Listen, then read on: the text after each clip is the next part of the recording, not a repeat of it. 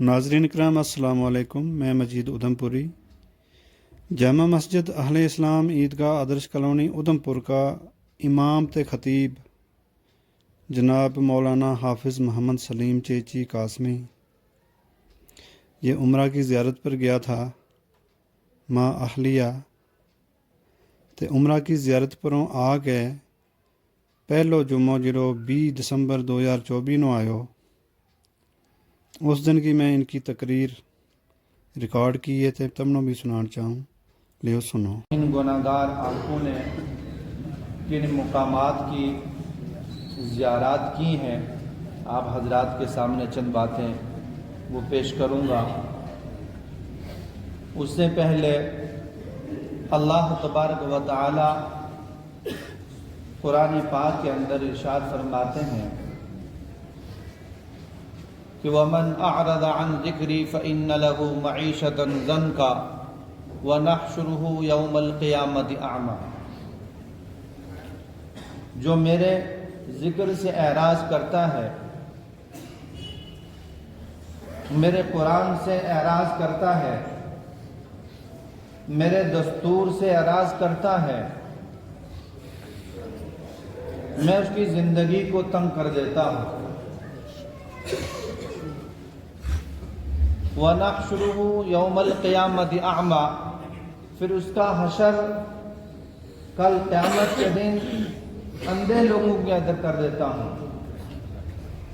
وَنَحْشُرُهُ يَوْمَ الْقِيَامَةِ أَعْمَى، جو دنیا کے اندر اللہ کی عبادت، اللہ کے قرآن، اللہ کے فرمان، اللہ کی اطاعت و فرمانبرداری سے اعراض کرتا ہے، اللہ دنیا کے اندر اس کی زندگی یہ نقصان ہے زندگی میں کہ اللہ اس کی زندگی کو تنگ کر دیتا ہے۔ اس کے پاس وسائل ہونے کے باوجود، تمام اسباب ہونے کے باوجود وہ آدمی پریشان ہے، وہ تنگی کی زندگی گزار رہا ہے، وہ طرح طرح کے حالات اور پریشانیوں کے اندر ملوث ہیں۔ اللہ فرماتا ہے کہ پھر کل قیامت کے دن اس بندے کا حشر جس نے میرے قرآن کو دنیا کے اندر بھلا دیا، جس نے میرے قرآن کو دنیا کے اندر چھوڑ دیا، جس نے میرے فرمان کو دنیا کے اندر پس پشت ڈال دیا، تمام احکامات میری طرف سے اس کے اوپر لاگو تھے اور اس نے میرے حکموں کو نہیں مانا، کل قیامت کے دن میں اس کا حشر اندھے لوگوں کے اندر کروں گا۔ اب وہ بندہ اللہ تبارک و تعالیٰ کے یہاں پر عرض کرے گا، قال رب لم حشرتنی اعمیٰ، اے پروردگار میں تو اچھا بھلا تھا، میں تو بہترین آنکھوں والا تھا، بہترین بصارت والا تھا، بہترین سماعت تھی، لیکن یہ کیا ماجرا ہے، مجھے اندھے لوگوں کے اندر یہاں پر کیوں اٹھایا جا رہا ہے، مجھے کیوں اندھا کر کے اٹھایا گیا؟ اللہ تبارک و تعالی اب اس بندے کا جواب دے گا، قال رب لم حشرتنی اعمیٰ وقد كنت بصیرا۔ اللہ فرمائے گا قال كذلك اتتك آیاتنا فنسیتها۔ اللہ فرمائے گا میرے بندے تیرے سامنے میری دلیلیں آیا کرتی تھی، میری نشانیاں تیرے سامنے آیا کرتی تھی، میرا فرمان تیرے سامنے آیا کرتا تھا، رمضان کا مہینہ تیرے سامنے آیا کرتا تھا، نماز کا حکم تیرے سامنے آیا کرتا تھا، نماز کے احکامات تیرے سامنے آیا کرتے تھے، زکوٰۃ کا حکم تیرے سامنے آیا کرتا تھا، حج کا حکم تیرے سامنے آیا کرتا تھا، تجھے اللہ نے توفیق دی تھی، استطاعت دی تھی، تو یہ کام کر سکتا تھا، یہ تو وہ کام تھے جو میں نے تیرے اوپر فرض کر رکھے تھے میرے بندے۔ اسی طریقے سے دنیا کے اندر قرآن کو سمجھنے کے لیے تجھے میں نے بھیجا تھا، قرآن پڑھنے کے لیے دنیا کے اندر بھیجا تھا، تو نے میری اور اس کے علاوہ میری وعیدیں تیرے سامنے پہنچ چکی تھی۔ قال كذلك اتتك آیاتنا فنسیتها، لہذا میری ان تمام چیزوں کو تو نے بھلا دیا، میری ان تمام دلیلوں کو تو نے بھلا دیا۔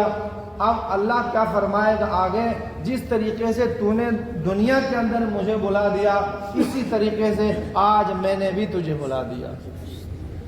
अतत का आयातुना फनसीतहा व कज़ालिकल यौम तुनसा, आज मैंने भी तुझे बुला दिया, मेरे सिवा अब तुझे कोई बुलाने वाला, अब तेरी खबरगिरी करने वाला अब कोई नहीं है। अगर तू दुनिया में मेरी बात मान लेता, तेरे सामने मेरा कुरान पढ़ता था लेकिन तेरे दिल के अंदर टस से मस नहीं होता, तेरे सामने मेरा फरमान बयान किया जाता था लेकिन तेरे दिल के अंदर ज़रा भी एहसास नहीं होता था, मेरी नाफरमानी किया करता था लेकिन कभी तू मेरे सामने आवाज़ारी नहीं की, तुझे एहसास नहीं हुआ कि मैंने नाफरमानी की है, मैंने नमाज छोड़ी है, मैंने कुरान छोड़ा है, कुरान की खिलाफ वर्जी की है, कुरान के हुक्मों को ठुकराया है, नबी के तरीक़ों को छोड़ दिया है, और रमज़ान का महीना आया उसके रोज़े छोड़ दिए, ज़कात का हुक्म था और ज़कात की तौफीक थी, साहिब निसाब था लेकिन ज़कात नहीं दी, हज का हुक्म था, हज की तौफीक थी और हज की इस्तिताअत तेरे पास मौजूद थी,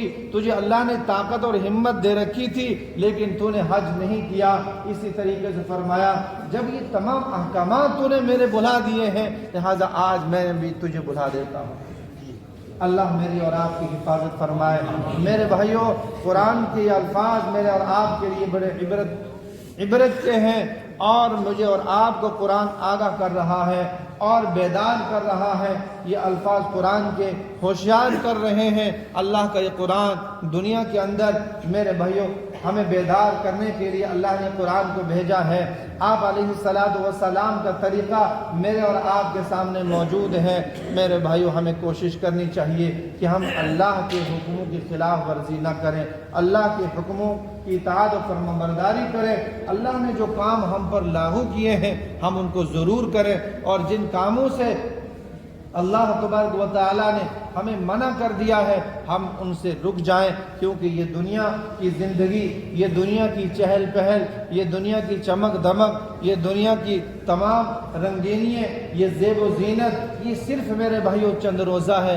हमसे पहले कितने बड़े बड़े मालदार आए, बड़े बड़े ताकतवर आए, बड़े बड़े बादशाह आए, बड़े बड़े ज़बरदस्त तरीके से पहलवान गुजरे, लेकिन आज उनका नाम व निशान नहीं है। अल्लाह ने सब मिटा दिया। दुनिया के अंदर सब कुछ ख़त्म होने वाली चीज़ है। कुल्लु मन अलैहा फ़ान, हर एक को फना होना है। दुनिया के अंदर कोई आदमी बच नहीं सकता, कोई ताकत बच नहीं सकती, किसी का रौब और दबदबा दुनिया के अंदर बाकी नहीं रह सकता। सिर्फ और सिर्फ बाकी रहने वाली ज़ात व यबक़ा वजहु रब्बिका ज़ुल जलाली वल इकराम, अल्लाह की शान बाकी रहेगी, अल्लाह की ज़ात बाकी रहेगी, अल्लाह की कुदरत बाकी रहेगी। मेरे भाइयों, बाकी सब कुछ फना होने वाली चीज़ें हैं। हमें उस मालिक से ताल्लुक़ जोड़ना चाहिए, हमें उस मालिक की तरफ हमें तवज्जो करनी चाहिए जिस मालिक ने मुझे और आपको दुनिया में भेजा है, हमारी परवरिश की है और फिर उसके बाद दुनिया के अंदर भेज कर मेरे भाइयों तमाम असबाब हमारे लिए अल्लाह ने मुतय्यन फरमा दिए हैं। लिहाजा अब इंसान ज़िंदगी के अंदर जब ज़िंदगी गुजारता है, दुनिया में जब बंदा ज़िंदगी गुजारता है, अब वो बंदा अब खुला नहीं है, अब अल्लाह के हुक्मों का पाबंद है।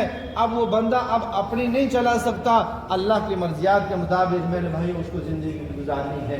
चाहे वो कमाने के एतबार से हो, चाहे खर्च करने के एतबार से हो, चाहे वो पहनने के एतबार से हो, चाहे इसी तरीके से और कमाने के एतबार से हो, गोया कि किसी भी एतबार से हो, उस बंदे के लिए अल्लाह का हुक्म और अल्लाह के हबीब सल्लल्लाहु अलैहि वसल्लम का तरीक़ा अब ये उसके लिए नमूना है, उसको उसके मुताबिक ज़िंदगी गुजारनी है।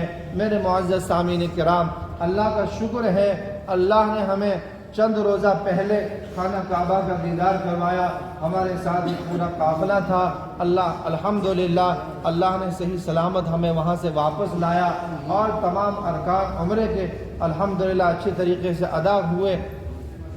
अल्लाह के यहाँ यही दुआ है कि अल्लाह कबूल फरमा ले और अल्लाह बार बार तौफीक दे, अल्लाह हर एक को अपने घर का दीदार नसीब फरमाए। मेरे भाइयों, बड़ी अजीब कैफियत है अल्लाह के घर की। जब बंदा खुदा के घर में पहुंचता है, इंसान दुनिया को भूल जाता है, परिवार को भूल जाता है, اللہ کی اس عبادت کے اندر انسان مگن ہو جاتا ہے۔ اور جب انسان خانہ کعبہ میں پہنچتا ہے اور پہنچ کر انسان کو ایسا لگتا ہے کہ کوئی چیز مجھ سے اندر سے نکل رہی ہے اور مجھے یہ خانہ کعبہ اپنی طرف کھینچ رہا ہے اور میرے گناہ دھل رہے ہیں، میرے بھائیوں خوف سے انسان کے آنسو نکلتے ہیں۔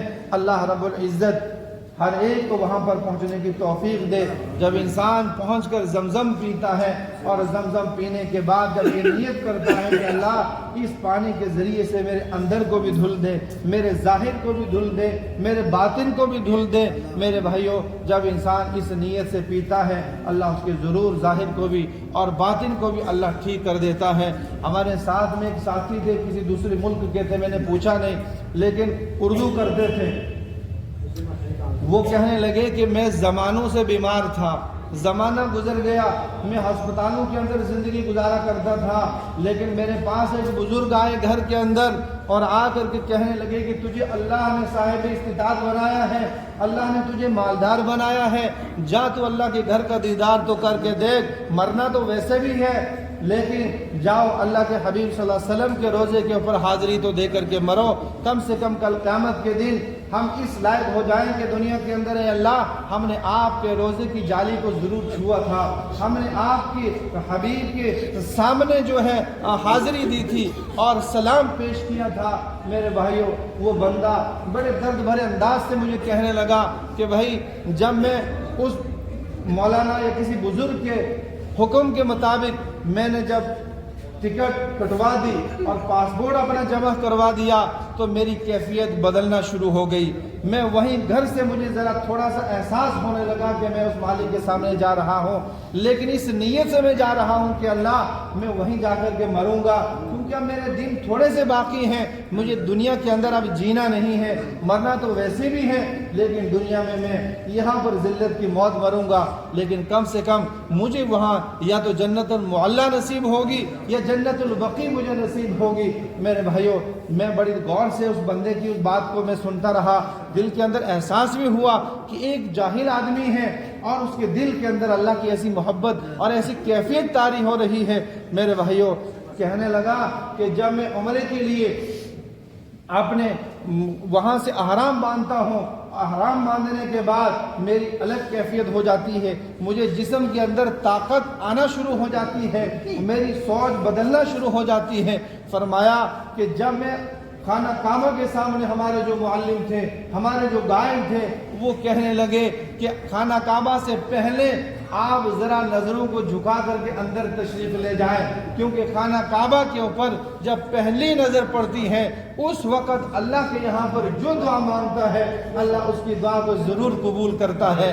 فرمایا کیونکہ آنکھ جھپکنے کے برابر جب تک وہ دعا مانگتا ہے اللہ اس کی دعا کو ضرور قبول کرتا ہے۔ فرمایا کہ میں نے بڑی ہمت کی، بڑی کوشش کی، تو مجھے ساتھ میں یہ بھی کہا اگر زیادہ کچھ نہ مانگ سکو لیکن کم سے کم ربنا آتنا فی الدنیا حسنہ وفی الآخرۃ حسنۃ وقنا عذاب النار، یہ ضرور پڑھنا تاکہ دنیا اور آخرت کی بھلائیاں تجھے نصیب ہو جائیں گی۔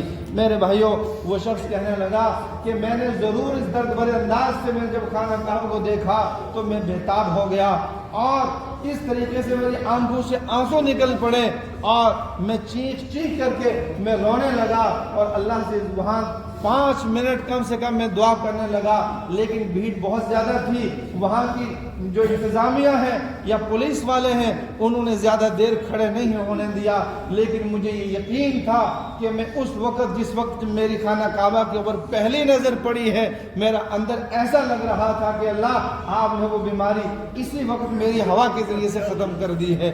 میرے بھائیوں کہنے لگا کہ جب میں نے عمرے سے میں فارغ ہوا، حلق کروا کر کے جب میں کمرے کے اندر آیا تو مجھے بڑی عجیب سی کیفیت طاری ہو گئی، مجھے چلا نہیں جاتا تھا اور دوائی ساتھ میں تھی، جب مجھے دوائیوں کی ضرورت پڑتی تھی تو میں جا کر کے زمزم پیا کرتا تھا۔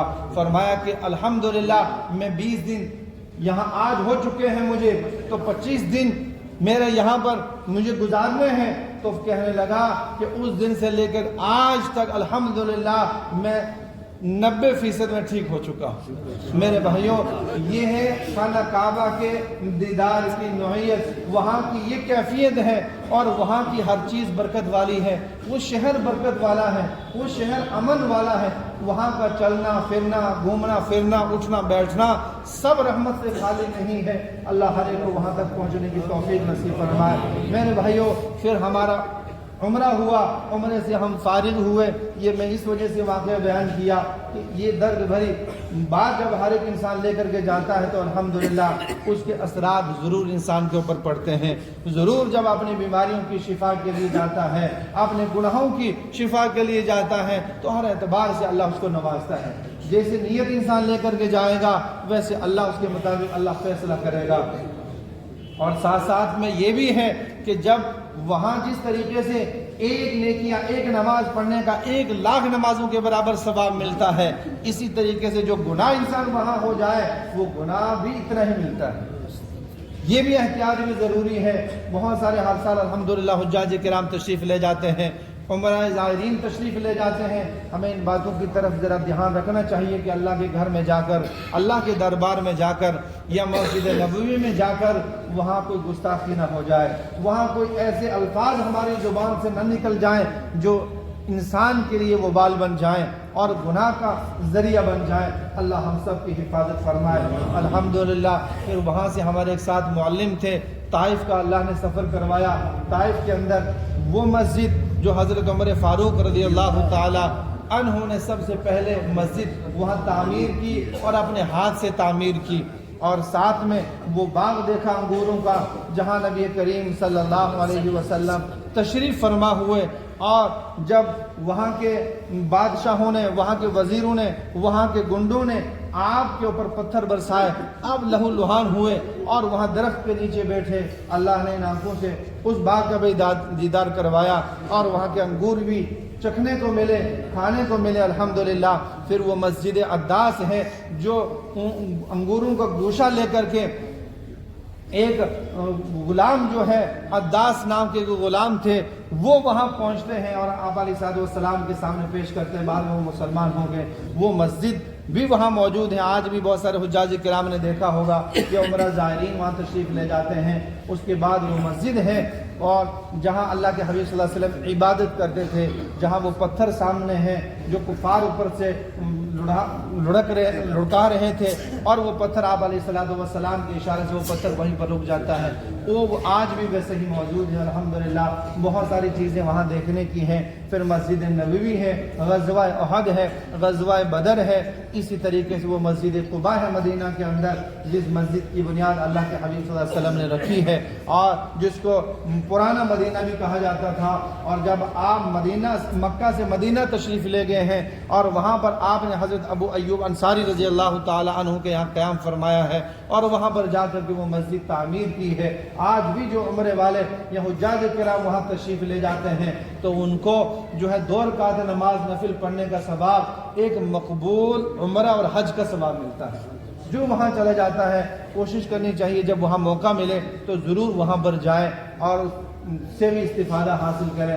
میرے بھائیوں، اللہ تبارک و تعالی ہر ایک کو وہاں تک پہنچنے کی توفیق نصیب فرمائے۔ ہم نے اس سفر سے اور اس ایام کے اندر یہ سبق حاصل کیا میرے بھائیوں کہ ہمارے اور آپ کے آقا جناب محمد رسول اللہ صلی اللہ علیہ وسلم کن کن علاقوں کا سفر کیا ہے، اور پیدل ہم تو الحمدللہ اسی والی گاڑیوں کے اندر مکہ سے طائف تشریف لے گئے اور پھر طائف سے واپس مکہ اور پھر مکہ سے مدینہ 450 کلومیٹر کا سفر ہے۔ لیکن وہاں پہنچنے والے، جاننے والے، دیکھنے والے وہاں دیکھتے ہیں کہ کتنا لمبا سفر ہے۔ اس زمانے کے اندر نہ کوئی پانی کا انتظام تھا، نہ کوئی روڈ تھے، بیابان جنگل تھے، چٹیل میدان تھا، اور کس تڑپ کو لے کر، کس درد کو لے کر، کس فکر کو لے کر کہ اللہ کے بندے اللہ کی طرف متوجہ ہو جائیں اور اللہ کی اطاعت و فرمانبرداری کرنے والے بن جائیں۔ لیکن میرے بھائیوں، آج میں اور آپ بھی آپ علیہ السلام کے امتی ہیں۔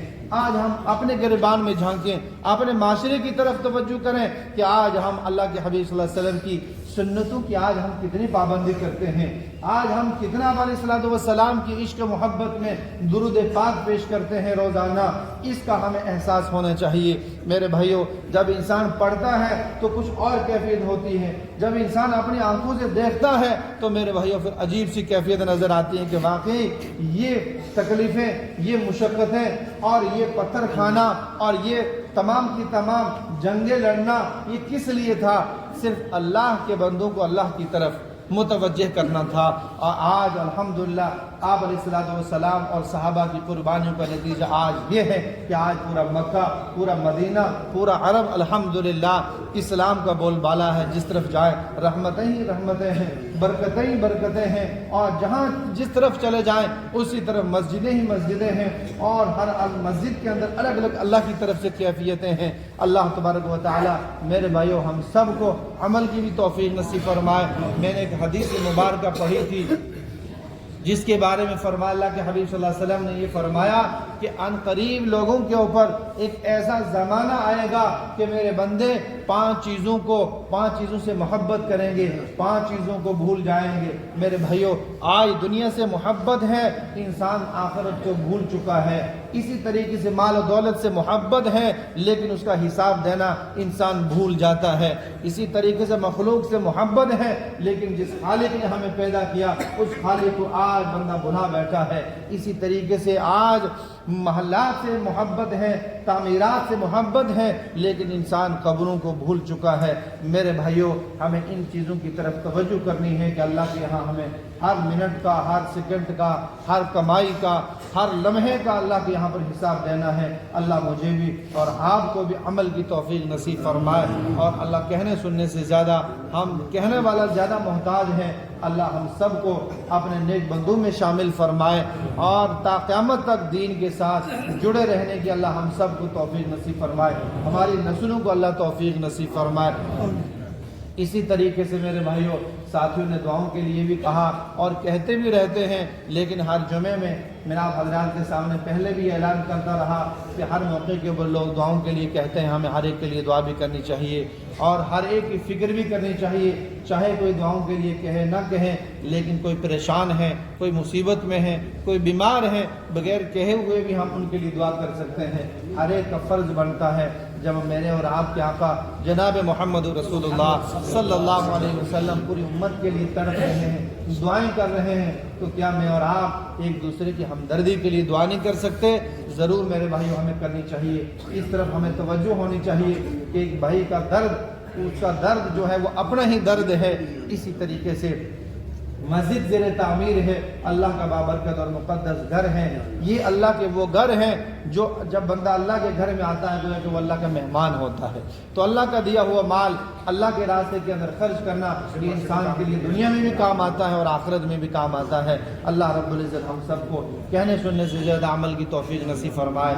और 2-4 मिनट में जो काम मस्जिद का बाकी है उसके लिए थोड़ा थोड़ा ताउन सब साथी दें, ताकि ये काम जो बाकी है पाए तकमील तक पहुँच जाए और हम सब के लिए दुनिया और आखिरत का निजात का ज़रिया बन जाए, बख्शिश का ज़रिया बन जाए। आने वाली परेशानियों को अल्लाह दूर फरमाए, हालात से अल्लाह हम सब की हिफाजत फरमाए और मुसीबतों से अल्लाह हिफाजत फरमाए। साथ साथ के अंदर एक और साथी है, बच्चा है छोटा सा 12 साल का, तो पेशाब की उनको तकलीफ़ है, 2-4 ऑपरेशन हो चुके हैं, 24 घंटे उसका पेशाब चलता रहता है बेचारे का, और वो वालिद उसका कुछ मजबूर है इस वक्त, तो वो मदद के लिए यहाँ पर तशरीफ़ लाए हैं। रियासी ज़िले से है गालिबन, तो वो नमाज के बाद 2 साथी पीछे बैठे होंगे, उनका भी नमाज के बाद ताउन फरमाए।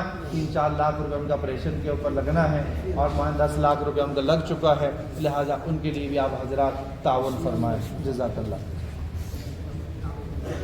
और बारिश के लिए भी दुआ करें, बारिश की वजह से भी इंसान भी परेशान है, बीमारियां भी फैल रही हैं, और इसी तरीके से ज़मीनी फसल वगैरह की भी नुकसान हो रहा है, और अल्लाह की मखलूक परिंद वगैरह कितनी परेशान है, जज़ाकल्लाह। तो बारिश के लिए भी नमाज के बाद दुआ करें, अल्लाह तबारक व तआला रहमत बारह नसीब फरमाए, रहमत की बारिश नसीब फरमाए, जज़ाकल्लाह।